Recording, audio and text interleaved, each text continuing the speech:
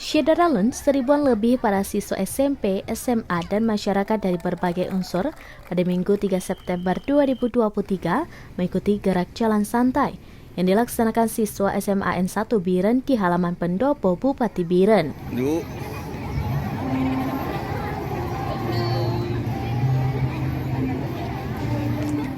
Sejak pukul 7, halaman pendopo Bupati Biren didatangi para peserta, umumnya para siswi dari berbagai SMP, MTS, SMA, MA maupun SMK.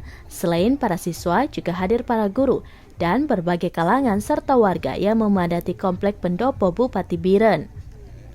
Hadir juga unsur Forkopimda Biren, Ketua KONI Biren, Kepala Dinas Pemuda Olahraga dan Pariwisata Biren, dan Kepala SMA N1 Biren. Sejumlah hadiah disediakan panitia, mulai dari sepeda maupun hadiah menarik lainnya. Jalan santai dilepas Ketua KONI Biren Haji Mukhlis AMD di pintu gerbang sebelah timur.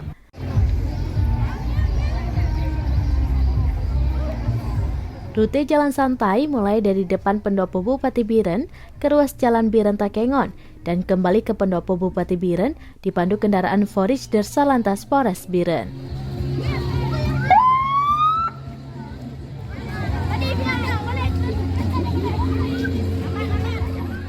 Dari Biren, Yusmandin Idris, Surambines.com.